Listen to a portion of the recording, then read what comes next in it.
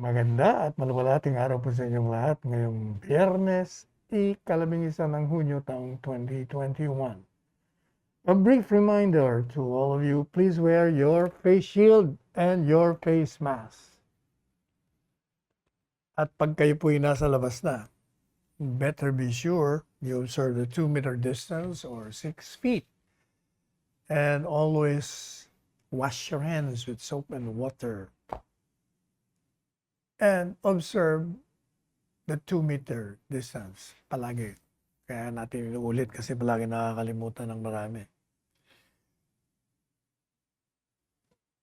Huwag niyo rin pong kakalimutan, no? Kayo yung magpalakas, magpalusog, kumain ng mga masustansyang pagkain lamang, mag-ehersisyo sa umaga, matulog ng 8 oras sa gabi, mag-expose po kayo ng morning sun for your vitamin D. Pinag-uusapan natin yung pagsusuot ng mga mask, shield. Para nakakasawa na nga pag-usapan, pero talagang hindi po pwedeng hindi. Kita nyo pati World Health Organization. Concern na concern din. Kaya yung mga nagpapahayag na kailangang wag na magsuot ng face shield. O lalong-lalo na yung kaibigan nating alkalde ng Maynila. May risko. Makinig ka kasi sa doktor. O talaga. Nagugulumihanan tuloy sa'yo yung iba. Anyway, sabi ng World Health Organization, nagbigay siya ng caution, babala, na huwag tayong maging complacent, huwag nating i-relax, huwag nating luluwagan yung minimum public health standard against COVID-19. Kuminsan, hindi lang kuminsan, ito naman sentido común ho ito, common sense talaga ito. Bakit mo naman luluwagan yung face mask, face shield? Alam na nga natin na kahit may bakuna ka, pwede ka pa rin dapuan. O, di ba? Ba't ba pagpipilitan natin? Kasi yung pagsusuot ng face shield, para bang ikamamatay natin. Yun nga, ikaliligtas natin. Para bang napakabigat na isuot ang face shield. Magaan lang naman ng face shield. Sa akin nga, hindi po ba sinasabi ko sa inyo? Sa kasanayan ko na, nakakalimutan ko nga suot ko. Pag kumakain ako tinatamaan yung face shield ng kutsara. Ganon. Sanayan lang yan talagang. Kung malaman kung paghimik lang kayo. Mga ayaw. Anyway, masyado pang maaga.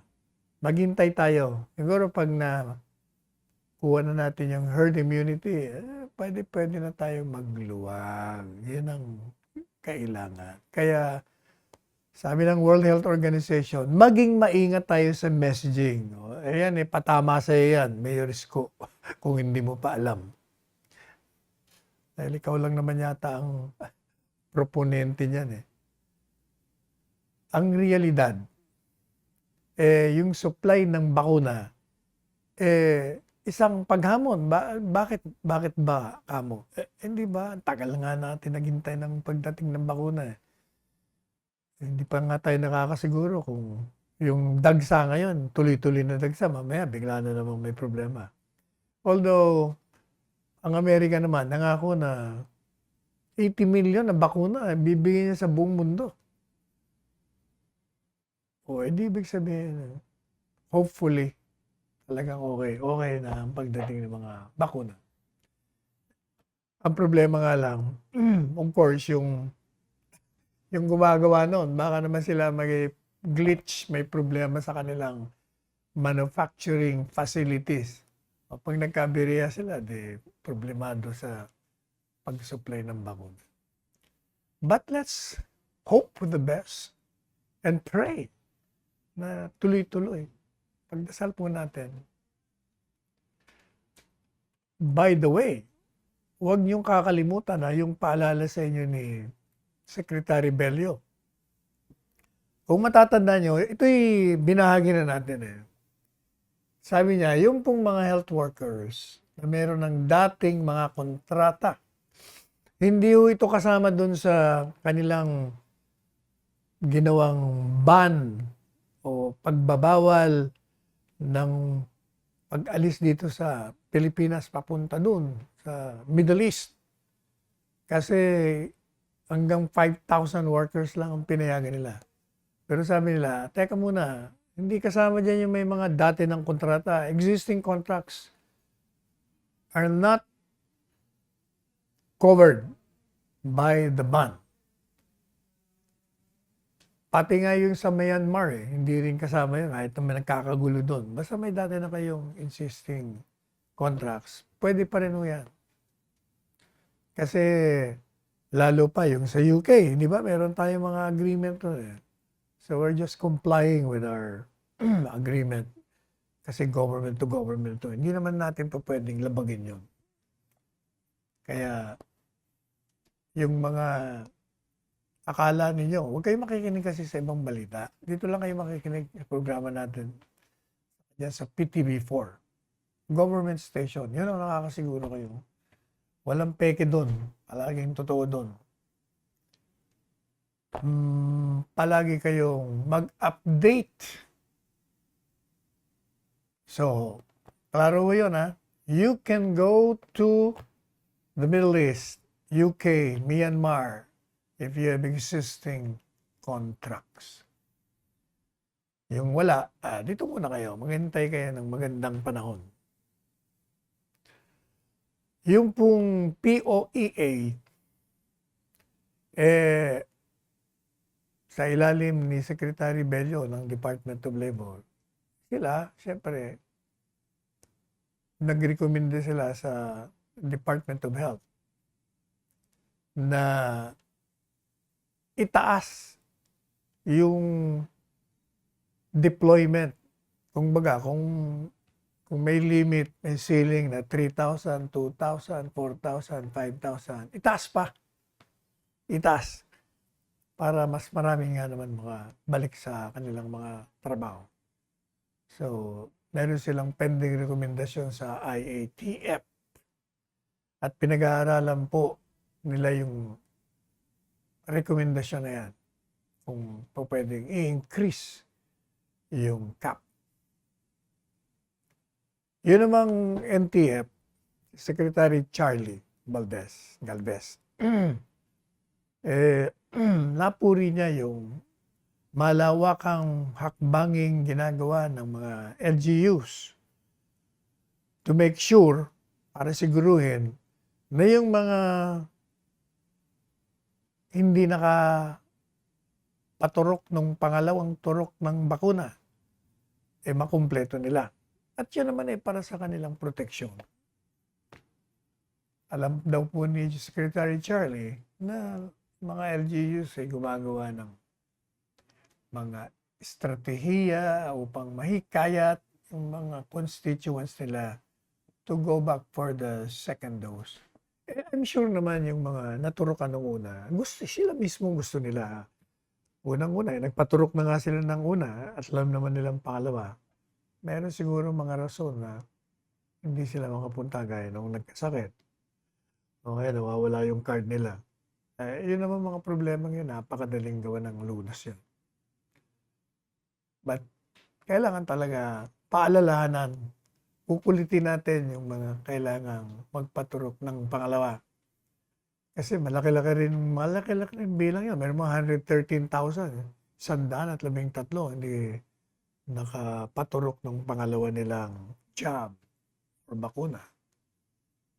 Kaya itong programa natin ito, kung hindi pa ako kayo nakapaturok, paki-contact niyo yung inyong barangay o doon sa online, magsabi kayo doon na kayo ready na. Samantala, yung pong Food and Drug Administration, sinang-ayunan nila yung pag-aamyenda doon sa Emergency Use Authorization ng Pfizer. para dun sa mga edad na 12 at 17. Sa ngayon po sa DOH, welcome nila yung approval ng Food and Drug Administration. Kasi yung Food and Drug Administration, noong May 28, binigay na po ng emergency use authorization yung American-made COVID-19, meaning yung Pfizer, para isama sa mga mababakunahan yung 12 taong gulang at yung mas mataas pang edad. Kung matatandaan nyo, yung nung nakarang Enero, ang FDA nagbigay ng EUA o Emergency Use Clearance dito sa bakunang nabanggit natin. Doon nga ako sa China, alam niyo ba sa China? Aba, sila ko doon, inaprobahan nila yung emergency use nitong bakuna para sa mga edad na 3 taong gulang. 3 taong gulang, okay na sa kanila. At sila ang unang bansa na nag-alok ng bakuna para sa mga bata. At alam niyo ba dun sa China, nakokontrol nila yung outbreak nitong coronavirus. Sa katunayan, nakuha na nila yung magic number. 777 million. Pero yung 777 million na ang nabakunahan nila. Mahilig din sila sa 777. Parang yung telepono natin, 4 na 7 sa huli. Yung tagapagsilitaw ng Sinovac, sinabihan yung media na na-approve na yung kanilang bakuna para sa mga bata. Katunayan, yung 3 taon hanggang 17 taong gulang, pwede na. Pati raw yung iba pang bakuna, yung Sinopharm, kung saan doon itinurok kay Presidente at saka sa inyong lingkod. Pinakita na raw yung kagalingan nito, pagka-effective nito sa mga bata. Although hindi pa nila kinukumpirma kung yung Sinopharm pwede na sa mga bata. Iniisip ko nga, bakit kaya pwede sa matanda, hindi pwede sa bata? Pwede sa bata, hindi pwede sa matanda. Siguro, yung constitution. Kasi, pag bata ka pa, medyo yung bahagi ng mga katawan mo, kakaiba doon sa adult. Kung baga, masyado pang malalambot ang mga buto ng mga bata natin. Kaya siguro gano'n. Kaya may mga tinatawag ng clinical trials tungkol doon.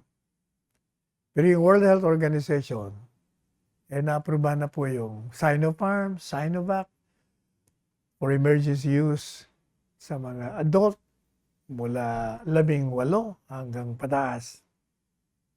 At ito pong dalawang ito, Sinovac at Sinopharm, ito yung ginagamit na sa maraming bansa sa buong mundo. Teka muna, bigyan po natin ng konting patalastas ang ating istasyon at babalikan po natin ngayon.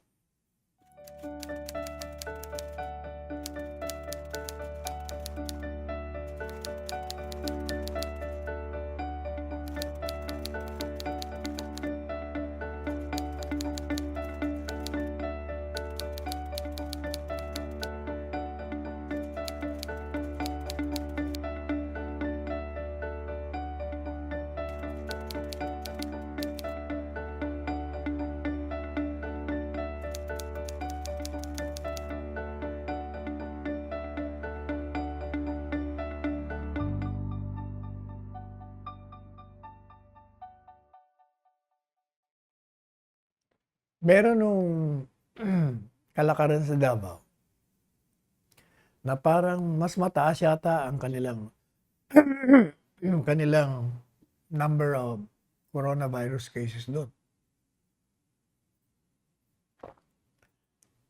Kasi Para may nakapasok yata doon ng mga may sakit ng coronavirus. Mukhang nalalampasan na ng Davao City yung Quezon City sa kanilang 7-day average. Kasi yung average mo sa Davao City, yung bilang ng mga kakasakit sa coronavirus, 213.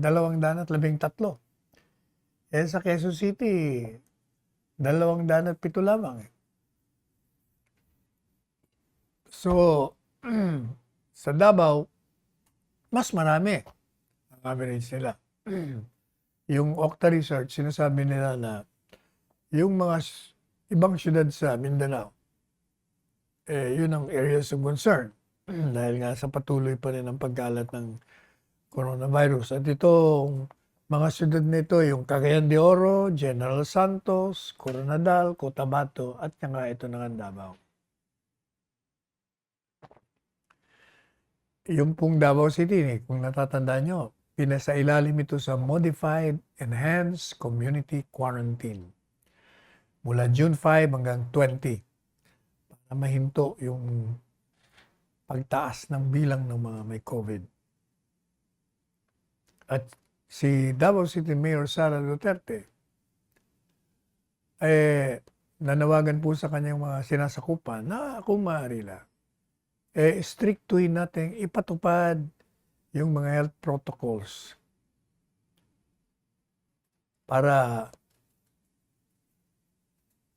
maihinto natin, sabi niya, yung lalong pagkalat nito at magiging lalong stricto sila sa pagpapatupad ng mga health protocols.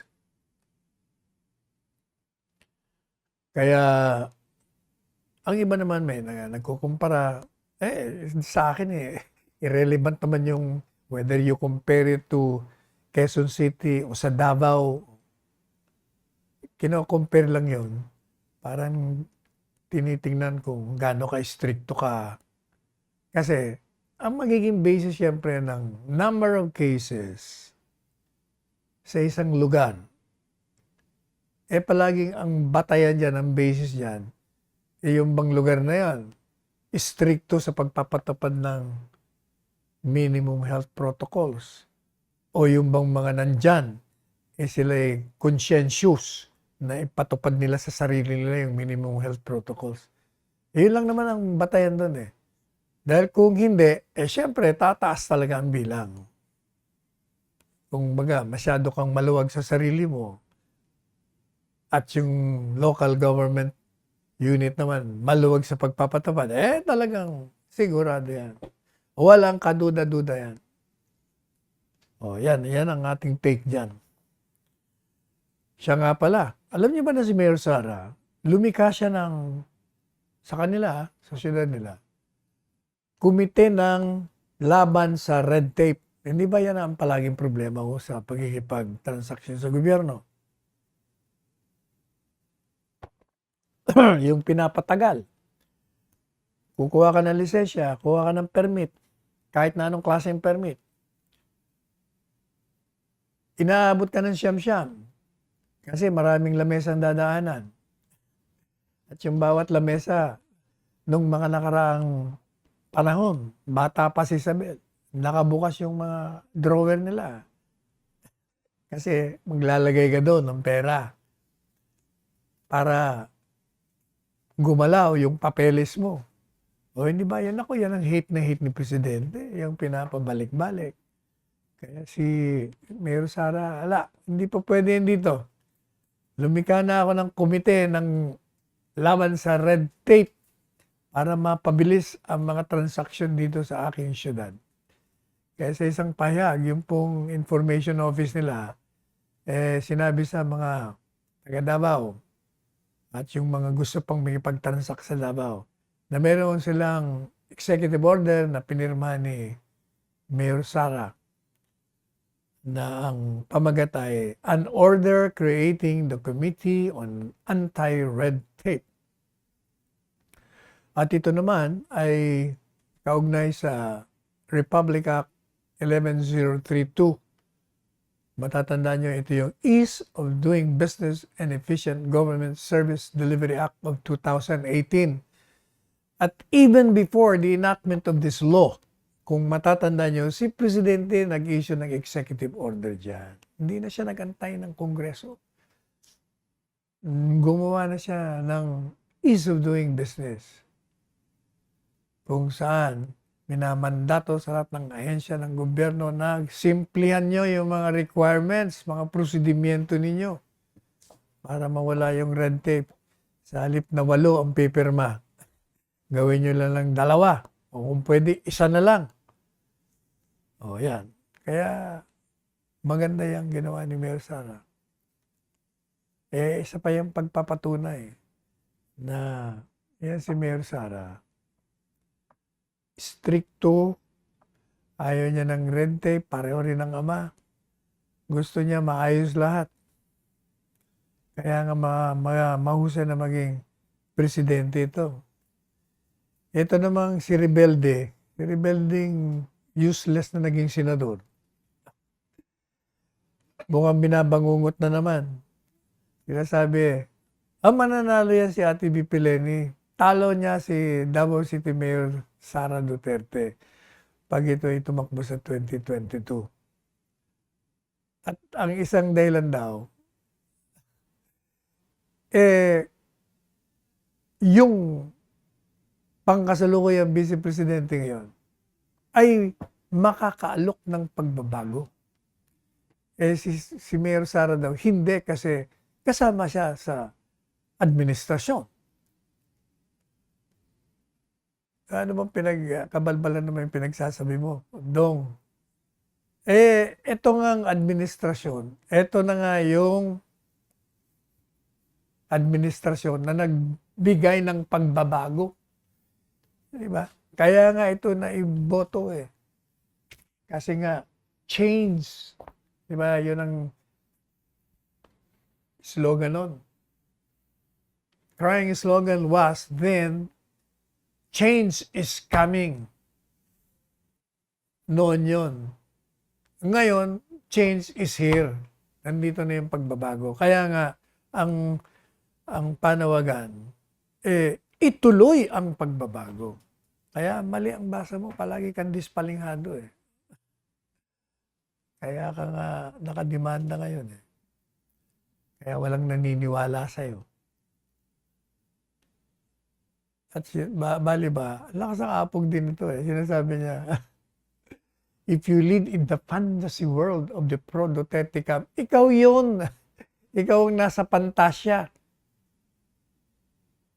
O kaya, ipagpapatuloy mo yung pantasya mo. Palagi kang etsapuera sa larangan ng wastong pamamahala. At sa larangan ng katotohanan. Ayun, walang-wala ka doon. Nasa pantasya ka pa rin. Huwag niyo naman pakinggan yan. Kahapon nagsasalita. Hindi kahapon, isang araw. Ano ba ngayon? Today is Friday, right? Friday, Martes. Nung Martes, nagsasalita tayo dun sa Payatas. Dun sa mga informal settlers doon. Biglang nawala yung sound system. Bumalik naman kagad. Sabi ko sa kanila, mukhang akala ko sinabotayan na naman tayo nitong si Rebelde. Tawanan sila eh. Ginalanan ko siya doon. Doon, ginangalanan ko siya.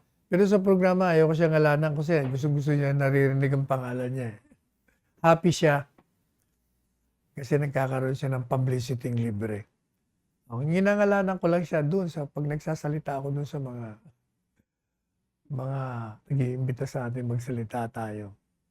Pero dito sa programa, hindi na natin babanggitin ang pangalan nito. Parang walang halaga eh. Lalong lalaki ulo. Anyway. Ano pa ba? Ano pa bang magandang ibahagi natin sa inyo? Maraming mga bagong magagandang balita. Itong si Senador Manny, meron naman siyang bagong pahayag. Ang unang pahayag niya noon, binabanatan niya si Presidente Duterte. Sabi niya, mali. Mali ang yung patakarang panglabas. Your foreign policy is wrong. Hindi na kasing assertive nung ikaw ay kandidato sapagkat sabi mo noon, pupunta ka yan sa Scarborough Shoal sa pamamagitan ng jet ski at magtuturok ka ng bandila ng Pilipinas. Ngayon, mukhang paprenti-prenti ka. O tuloy, napagsabihan siya ni Presidente Duterte noong Miyerkules, o Martes yata yung lumabas Miyerkules. Sabi si Presidente Duterte, bago ka magsalita, mag-aral ka muna. Mukhang napakababaw ng kaalaman mo dyan sa West Philippine Sea issue. Oo nga naman, ikaw naman, Senador Manny. Aral ka pa. Alam mo, sa totoo lang, hanga ako sa iyo. Hanga ako sa, yung meron kang sariling will, power na mag-aral ka. Kasi, kung matatandaan ko noon, nung nag-uumpisa ka pa lang na lumalaban at nananalo, pag ini-interview ka, naku, talaga naman I cringe. Kasi yung English mo, balubaluktot. Pinipilit mo naman magsalita, kahit na sama. Pero habang tumatagal, nag-aaral ka, abay, gumaganda. O, kaya sabi ko, okay itong bata to. Ini-improve niya sarili niya. O, ganun lang ang gawin mo. Pero, huwag kang lalampas dun sa level na inabot mo. Huwag kang lalampas doon kasi mapupulaan ka. Kasi yung ganyan, mga usaping pang-international, geopolitics, medyo malalim yan. Kailangan yan, mas matindi pa ang pagsusuri at pag-aaral mo. Huwag mo bastang papasukan. Ayun na lang pagpasok mo sa gusto mong pumasok sa Panguluhan. Medyo, kung babasahin mo si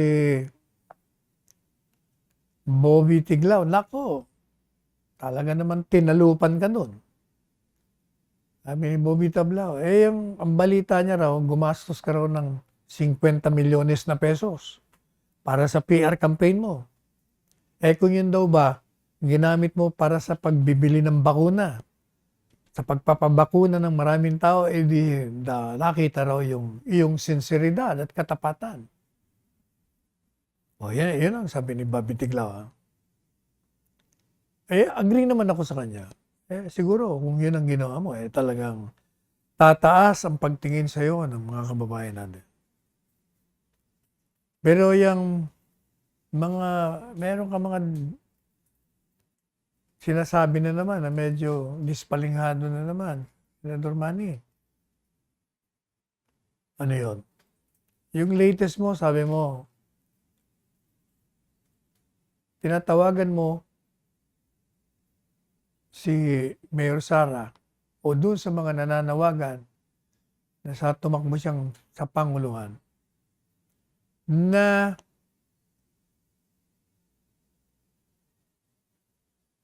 hayaan naman yung iba bigyan ng pagkakataon na tumakbo sa halalan 2022.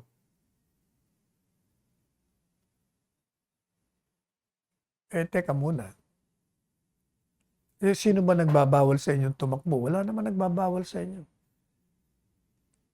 Hindi naman sagabal. Kung tatakbo si Mayor Sara bilang presidente ng bansa, nobody is stopping you from running. Mr. Senator Manny. Lahat pwedeng tumakbo. Sino pa? Yung kaibigan nating senador sa Cavite.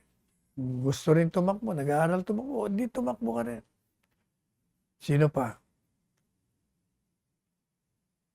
balita natin, pati yung ating Mayor Isko na gustong tanggalin yung face shield. Gusto rin tumakbo. Eh, tumakbo. Takbo kayo lahat. It's an open field. It's your right. It's constitutional right. Kung gusto nyong makatanggap ng talo, abay, huwag niyong sabihin na hindi ko kayo pinaalalahanan. Kasi, panapanahon po yan. Hindi po ninyo panahon ngayon. Maaring darating ang panahon. Sabi nga ni Ay Sigera, pagdating ng panahon, o yun, antayin niyo yung panahon ninyo. Pero sa ngayon, ano man ang sabihin niyo, laban kay Mayor Sara, laban kay Presidente Duterte, eh yan, babalik lang sa inyo yan. Eh kasi, nung Martes, nung nasa Payatas tayo, ito mga ordinaryong tao ito, tinanong ko sila.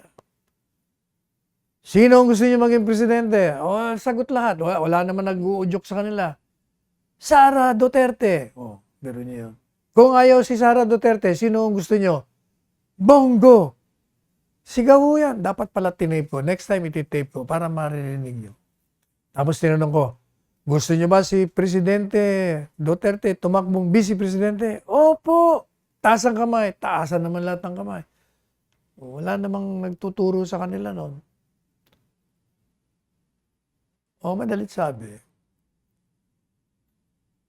huwag niyo nang siraan yung mag-ama. Unang-una, pareho nga nila ayaw tumakbo eh. Kayo naman, react kayo ng react na tatakbo. Takot na takot. Pinagkakaisaan nyo. Alam nyo kung bakit? O, alam nyo ang dahilan. O, sasabihin ko, to your faces.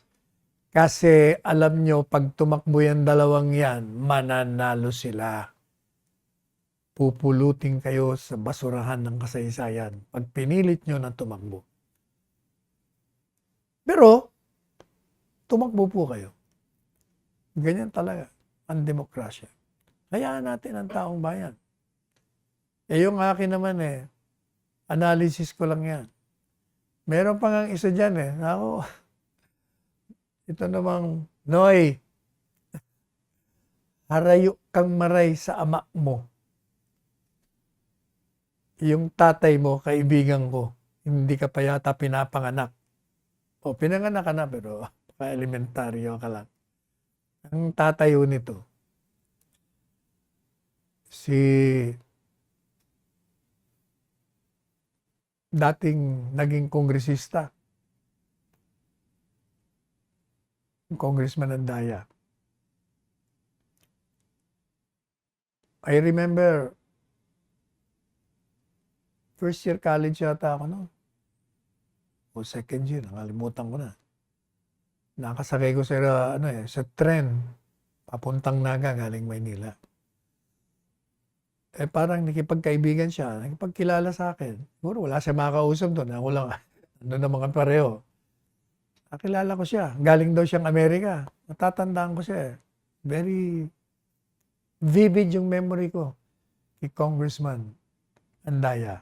Tatay ito nitong promotor ni Gibo na tumakbong vice presidente. Sabi niya sa akin, Sal, alam mo, matagal ako sa Amerika. CPA lawyer ako O sabi ko, mabuti naman pala, kabalik ka pa sa Pilipinas. Alam mo, gusto kong tumakbong congressman sa Bicol. Aba, okay ka ako yan. Kailangan natin yung mga batang kagaya mo. As if matanda na ako nagsasalita, mantalang malayo naman siyang may edad sa akin. So madalit sabi, naging magkaibigan ho kami noon. Tatandaan ko, kulot na kulot ang buhok noon Wavy hair. Matikas, magdamit. Gandang lalaki. Smiling always. Pero yung anak yata, mukhang hindi ka nagmana. Mukhang marami ka nakakaaway. Pati yung gobernador, pinag-ahamon mo ng suntukan. Hindi na dadali yan sa mga ganyan.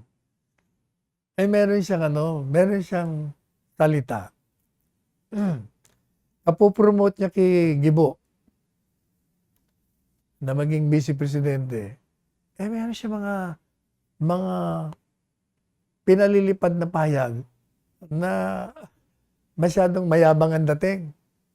Ang sabi niya, yun daw pong ideya na Duterte para sa 2022 ay isang baliw na ideya. It's a crazy idea.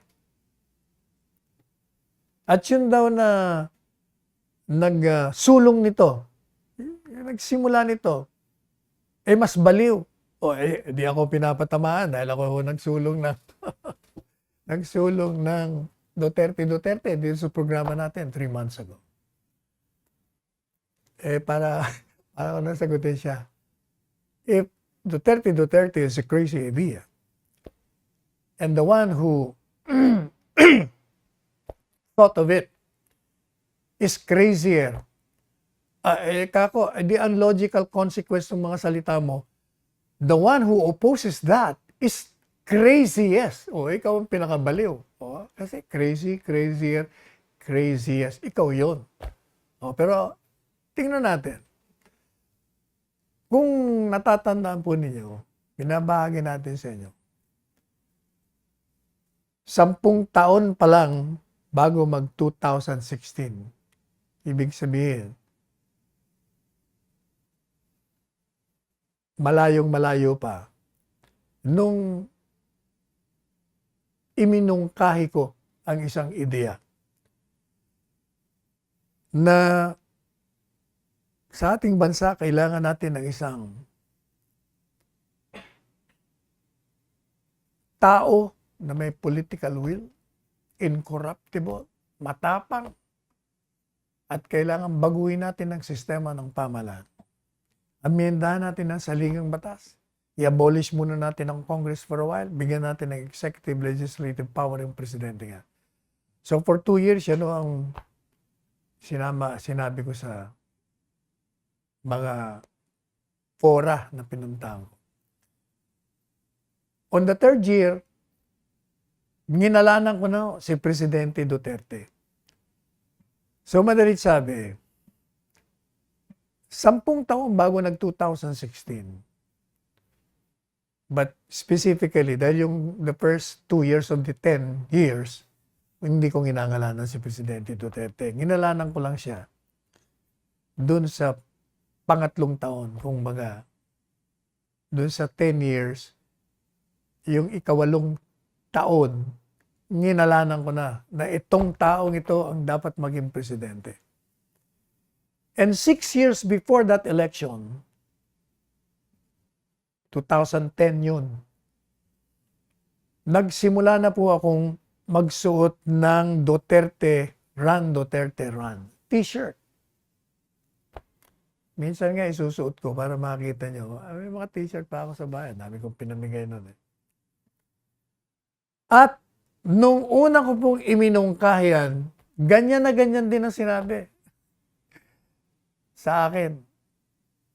The idea of Duterte, Mayor Duterte running for president is crazy. Yun din ang sinabi sa akin eh. At mas crazy yung nagpapanukala. Ako rin yun. Yun din ang sinabi sa akin noon, mga tao. Sabi niya, si Raulo ito si Panelo. Si Mayor Duterte daw, gawin nating presidente. Walang naniniwala noon. Unang-una, sa history po ng mga panguluhan,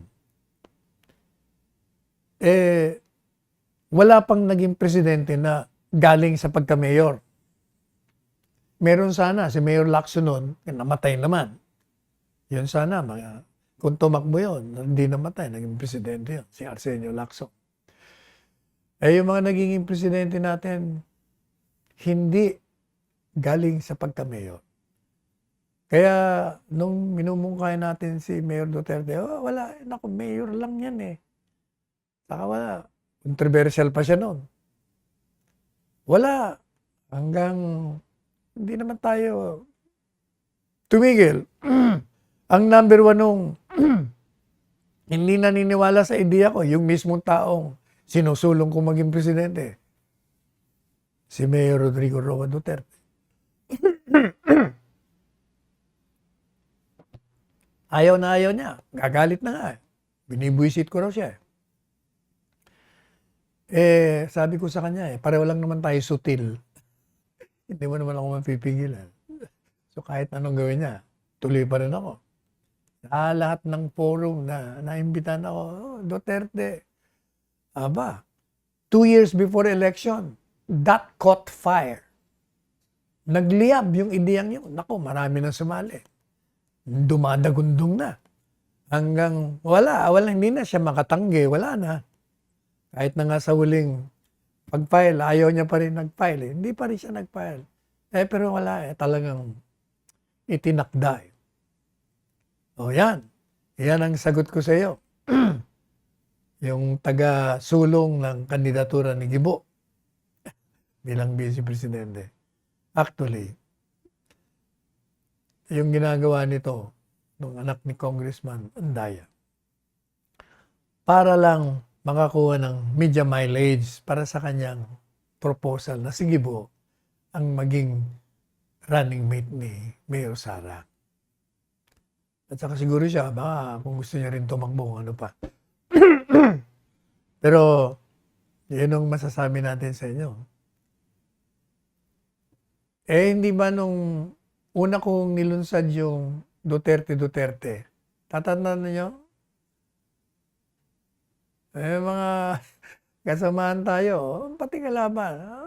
Ideya lang ni Panelo, wala yan. Naku. Sabi ng Daily Tribune, that idea caught fire. Ayun, bumasa ko kayo sa Tribune issue nung Miyerkules. 2 days ago. Ako daw ang nagbigay ng ideyang yon at it caught fire. Yung mga kumukontra, biglang, mas masigasig pa ngayon na isulong yung Duterte. Pero yung mga unang marinig, Panelo lang yan. Intindi niya, wala yan. Ngayon, dahil kumagat na, gusto na ng tao, syempre, they want to be part of it. Ganyan talaga ako. Ako naman, I'm just amused by it all. Matagal ko na akong dinaanan yan. Alam niyo ba? Nung kami mga estudyanteng aktivista, natatandaan ko noon, para kami siraulo din. Kalaban namin si Marcos. Nandiyan kami sa kalye, nagmamalimos kami. Yung mga box, pupunta kami sa mga motorista, kotse-kotse. Natatandaan ko nun yung first casting ko. Sensya na boy, ha? Boy Guevara. Iling-iling sa akin, Parang sinasabi niya sa sarili niya, ano ba nangyari dito sa pinsang ko to? Sira ulo nito. Bakit rarally rito, naglalakad sa kalye? Laban si Marcos. Kami ho yun, konting-konti pa lang ho kami nun. Laban kay Marcos. Makibaka ang sigaw namin nun. Hindi ba? Ano nangyari? Dumami kami ng dumami. Nagkaroon ng EDSA Revolution. Napabagsak namin ang gobyerno ni Marcos. Ganyan ho talaga ang isang ideya sa simula. Pagtatawanan ka. Tingnan nyo si, meron pa akong isa.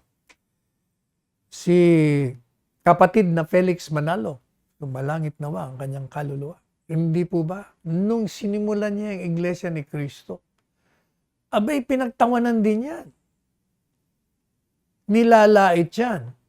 Tingnan niyo naman ang kanyang ipinundar na Iglesia ni Cristo. Jesus, Mariose. Sa punto ng espiritualidad.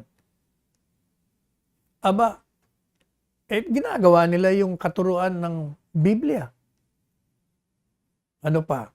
Pagdating mo sa pagtulong sa kapwa, number 1 din sila.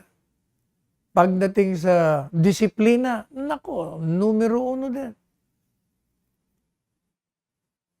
Ganun ho sila. Ganun yung ideya. Pinagtatawanan. Pareho rin yan nung, I remember, meron din kala na. Kasi, di ba, ang general belief noon, ang mundo ay flat. Flat, hindi round, hindi bilog. O nung hindi, bilog. Ako, pinagtawanan din siya siyempre ng mga, ganun talaga. Kaya wag ko kayo magtataka. Itong, nung Miyerkules, nabasa natin sa dyaryo, merong pahayag si Presidente at saka si Mayor Sara. Sabi ni Mayor Sara, bakit ba kayo masyadong hat-hat na dyan sa Duterte? Hindi ba sabi ni Presidente Duterte, hindi ako dapat maging presidente dahil babae ako. So, ibig sabihin hindi pa pwede yung Duterte. Presidente Duterte naman, hindi ako tatakbo. Yan naman ang kagandahan yan. Yan naman ang gusto ko sa dalawang yan. Ayaw talaga nila pareho. Talagang kung pwede lang, hindi sila talaga tatakbo. At yun din ang sinabi ni Presidente Duterte, di ba? Ayaw kong tumakbo. Ako naman, si Makulit, sabi ko naman, yung no mo is yes.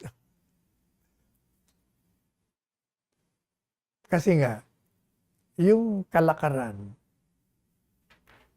kung hinihingi ng pagkakataon na isang tao ay dapat na tumakbo sa isang posisyon. At yung mga botante, na-visualize nila na itong taong ito, karapat-dapat. Talagang hindi po hihinto yan, maniwala kayo. Parang apo yan sa gubat na tuyo ang mga dahon. Pag naumpisa mo yung sunog yung buong gubat, ganyan yan. Ganyan na nangyari kay Presidente. Walang naniniwala. Mini-menos. Meron nga nagpadala sa ating picture yung mga kandidato. 2016, di ba? May mga kandidato. Sino ba mga kandidato noon? Binay. Si Po. Sino pa? Sama ba si Ping Lacson noon? So marami silang kandidato noon Pagkatapos, pinicturean po sila, yung pobreng Mayor Duterte, nandun sa likuran, halos hindi makita. At yung mga nangunguna sa survey, nandun sila. Yun, inapi. Kumbaga, inapi Hindi man lang pinapunta sa harap. Yun ang nanalo. You see? Ang ganyan. Ano ba yung 5 minutong yan? Katapusan na ng programa sinisenyasan tayo, 5 minuto na lang daw Teka muna. Meron tayo magandang topic Kasi, pinagkakaisa na naman meron ng mga lumalabas na mga naggagaling-galingan sa saligang batas. Hindi raw pwedeng tumakbo si Presidente Duterte bilang Vice Presidente. Kung ano-ano mo sinasabi, ito namang isa rin to.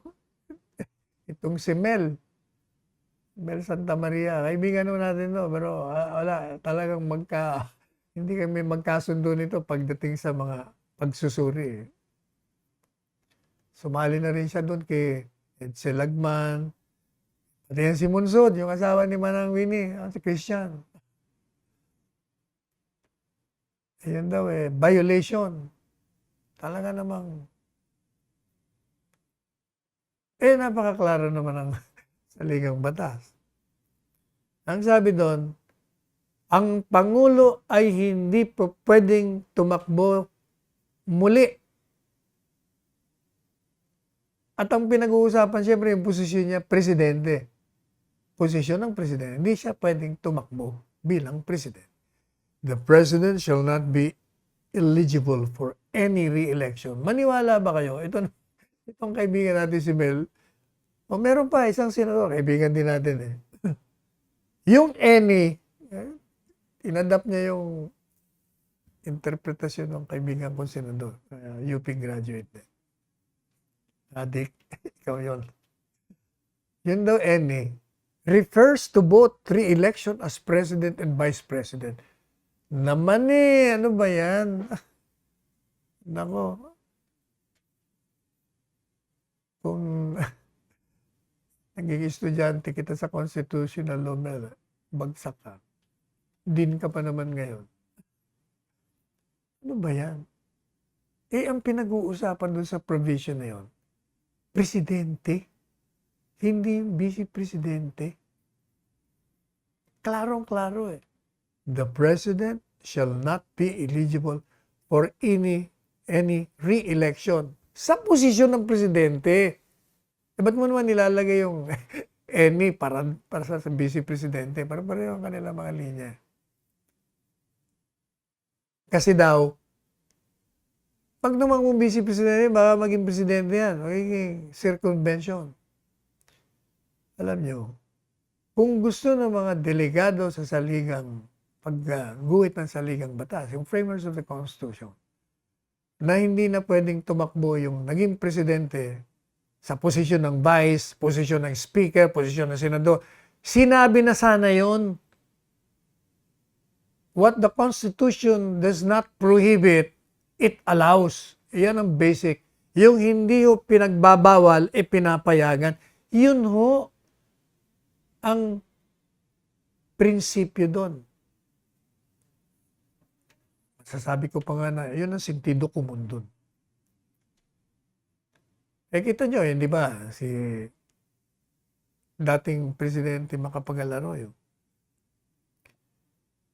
Hindi ba tumakbo siya? Congressman, naging speaker. O sa line of succession, itong dalawang abogado ko nakikinig ngayon, ano ba ang speaker sa line of succession? Meron ba? Pang-apat ba? Pangatlo. Hindi ba nasa ano rin sila? Nasa line of succession din ang speaker. So, paano nyo ngayon sasabihin na pag may nangyari sa presidente, pag si Sara halimbawa, si Christopher Bongo ang presidente at nanalo ang vice president si Presidente Duterte, may halimbawa nag-resign, whatever reason, pupunta ngayon si Vice Presidente Duterte maging presidente. Kaya sabi nila, hindi ba circumvention? Ganun din. Bakit si Gloria Arroyo? Nasa line of succession din siya, ng speaker siya. Ba't kayo nun? Walang imik. Hindi naman yung kinontra yon. Si Erap, tumakbo rin. Mayor, nanalo. Hindi naman yung kinukontra. Ngayon, pinagkakaisa nyo si Presidente. Bakit? Eto. Bakit nyo kinukontra? Lahat kayo kinukontra nyo eh. Ang unang kinukontra nyo, ayaw ni Mayor Sara tumakbong presidente. Ayaw na si Presidente Duterte mag-vice niya. Kung ano nga sinasabi nyo. Sabi nung isa doon sa isang bayan ba yun? Yun daw isang insulto. Sus Marios. Hindi ba sabi ko sa inyo, ang tao ngayon, hindi iniintindi kung ikaw man ay galing sa isang lugar, dalawa kayo. Wala na regional ngayon. Ang iniintindi ng tao, ikaw ba na maninilbihan sa amin? Ikaw ba'y matapat sa amin? Paglalaban mo ba kami? Bibigyan mo ba kami ng proteksyon? Yung ba mga pangangailangan ng sambayanan ay gagampanan nyo, tutugunan nyo? Wala kaming pakialam kung galing ka sa ibang planeta. Galing ka sa Luzon, galing ka sa Visayas, Mindanao, magkasama. Hindi yan. Yan ang importante. Ang tanong, bakit ito pinagkakaisahan? Bakit pinipilit nila hindi pa pwedeng tumakbo yung dalawa? At hindi pwedeng tumakbo si Vice Presidente, si Presidente Duterte. Simple lang po yan kasi alam nila na panalong-panalo yung dalawang yan pag tumakbo bilang presidente o vice presidente. Yun lang ho yun. Kaya nangangampanya na sila ng maaga pa. Baka sakaling makalusot. Naku, hindi kayo lulusot. Takda nyo na yan. Kung nakatakda sila at itinakda sila ng mga Diyos ng tadhana na sila ay magiging presidente at vice-presidente, yang si Mayor Sara at si Presidente Duterte bilang Vice President, mangyayari po yan. Gaya po ng sinabi natin nung si Presidente ayaw ding tumakbo at marami rin nagsasabing hindi mananalo. Sila ang magiging presidente at vice-presidente. Sapagkat iboboto sila ng taong bayan at yun ang magiging mandato at yun ang tinig ng bayan. Di ba sinasabi na ang tinig ng bayan ay tinig ng Diyos? So pag sinasabi mo na yung posisyon na yan, anointed by God, ang Diyos ang pumili. O paano ba ang Diyos pipili kung hindi sa pamamagitan ng taong mga nilikha niya rin? O kaya yun. Anyway, inabot na po tayo ng oras. Pansamantala nagpapaalam ang inyong lingkod, Salvador Panelo. Hanggang bukas na muli. Sabado po bukas, kaya alauna tayo. Hanggang alas 2. Magsuot po tayo ng ating mga mask, ng ating face shield. Mag-observe po tayo ng 2-meter distance or 6 feet. Wash your hands with soap and water always. And eat vegetables and fruits to strengthen your immune system. Drink a lot of water. Exercise po kayo. Matulog ng 8 oras. Expose yourself to morning sunlight for your vitamin D.